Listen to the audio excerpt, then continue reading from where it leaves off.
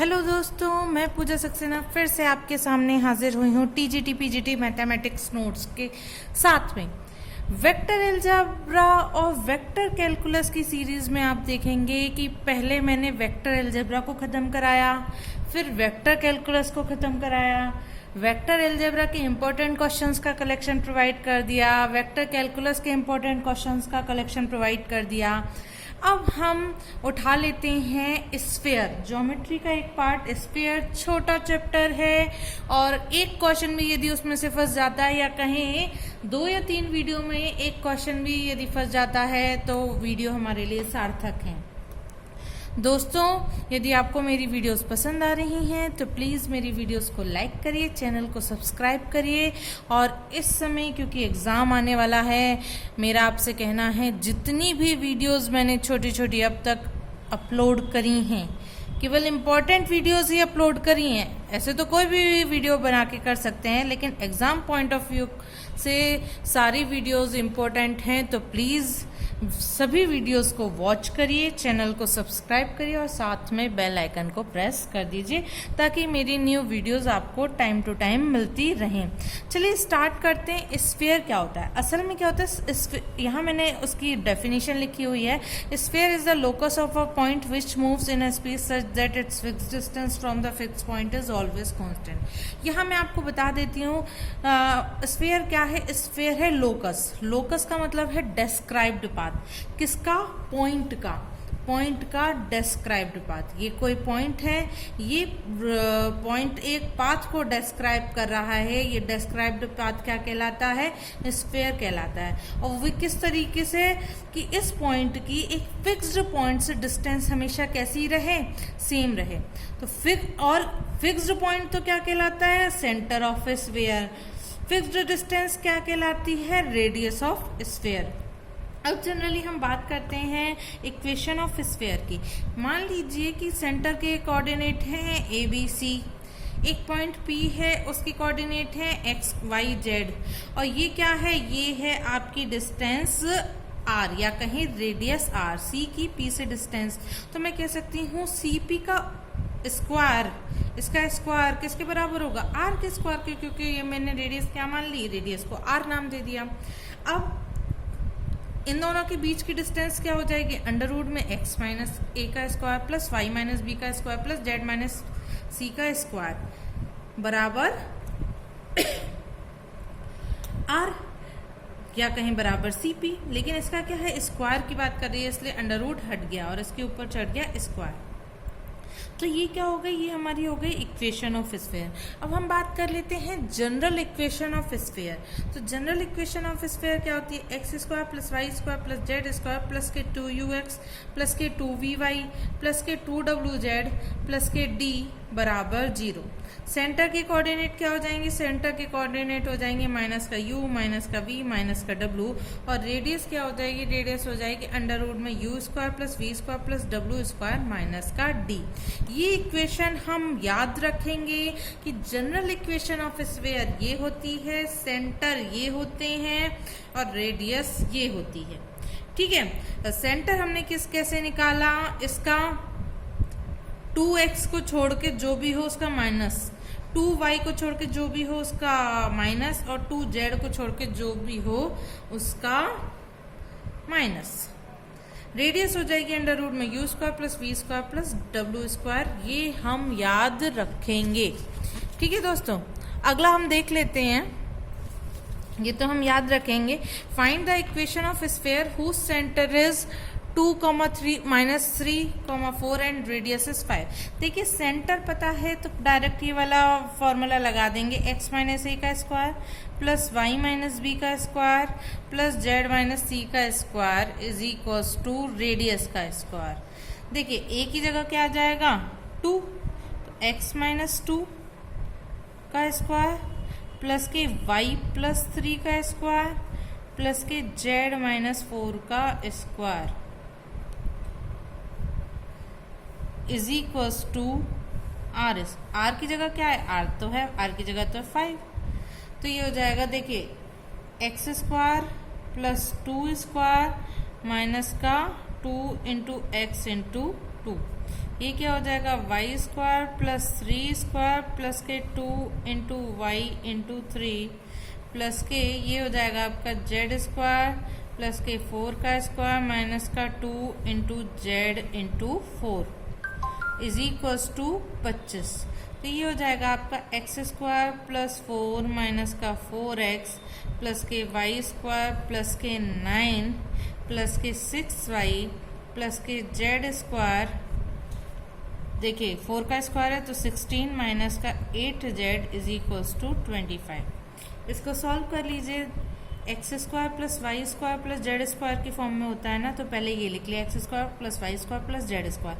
अब बात आती है प्लस के 2ux, तो x वाला कंपोनेंट लिख लीजिए, तो x वाला आ गया माइनस का 4 प्लस के 2vy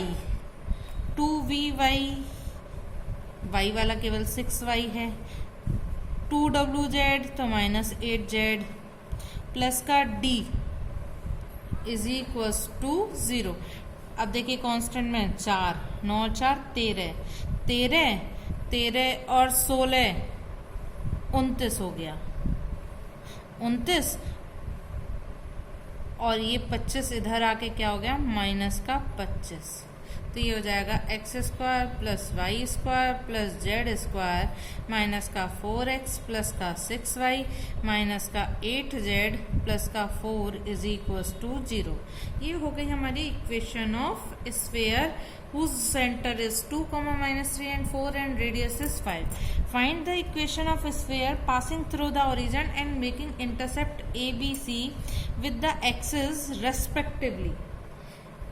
देखिए मुझे इक्वेशन ऑफ स्फीयर निकालनी है जो क्या करे, ओरिजिन से तो पास हो और ABC का इंटरसेप्ट करे विद एक्सेस।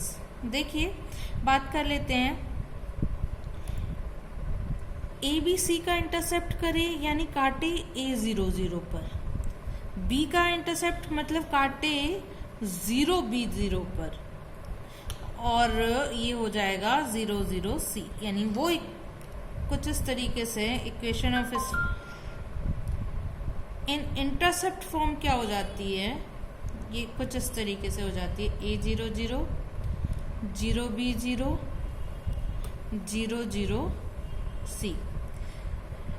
अब मुझे इक्वेशन ऑफ स्फीयर निकालना है जो एक तरीके से एक तो ओरिजिन से पास हो और इस पॉइंट से पास हो, इस पॉइंट से पास हो, इस पॉइंट से पास हो।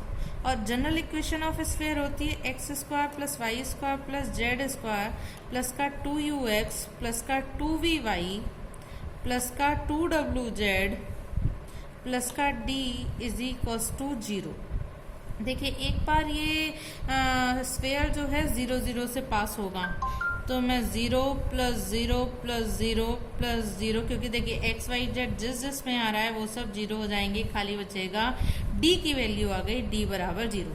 d बराबर 0 को इक्वेशन नंबर 1 में रख दीजिए, तो X square plus Y square plus Z square plus 2ux plus के 2vy प्लस के 2wz इज इक्वल्स टू 0। अगली बार हम कहेंगे कि ये जो स्फीयर है A00 से पास हो रहा है, तो A00 में x की जगह a रख लीजिए, तो ये हो जाएगा a स्क्वायर प्लस का 0 प्लस का 2uA। तो यहाँ से देखिए a स्क्वायर प्लस का 2uA इज इक्वल्स टू 0 आ गया, तो a आ गया a प्लस 2u बराबर 0। a 0 हो नहीं सकता, यानी a प्लस 2u दिखाई दे रहा है आप लोगों को, यानी क्या हो जाएगा a प्लस 2u हो जाएगा 0। a प्लस 2u 0 होने का मतलब है कि हम कह सकते हैं u हो जाएगा माइनस का a/2। इसी तरीके से हम क्या करेंगे, इन द सेम पैटर्न हम ये जो इक्वेशन है ना X square plus Y square plus Z square plus 2ux plus 2vy plus के 2wz, जिसको मैंने इक्वेशन नंबर 1 नाम दे दिया था, इसमें 0b0 पुट करके देख लेंगे।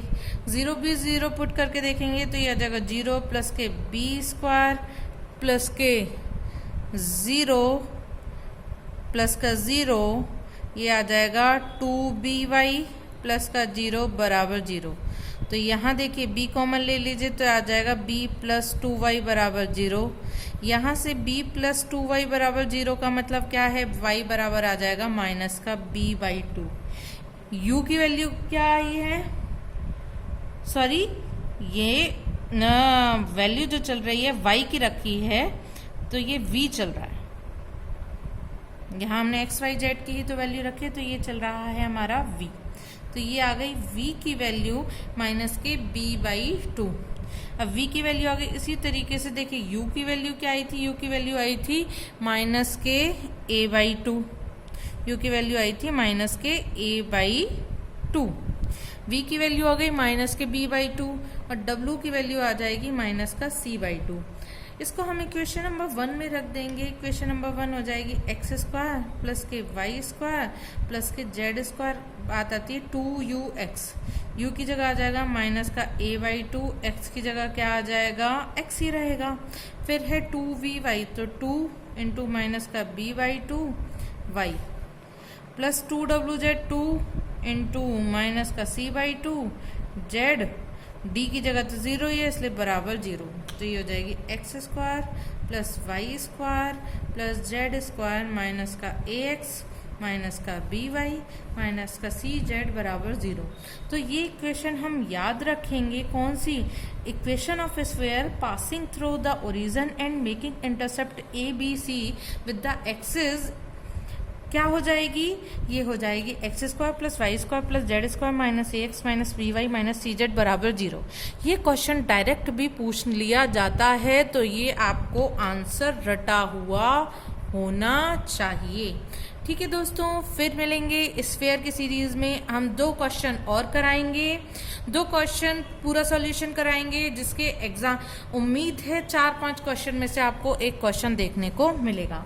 फिर मिलेंगे इसी तरीके के वीडियोस के साथ में और इस होप के साथ में कि आपको ये वीडियोस अच्छी लग रही हैं। बाय बाय दोस्तों।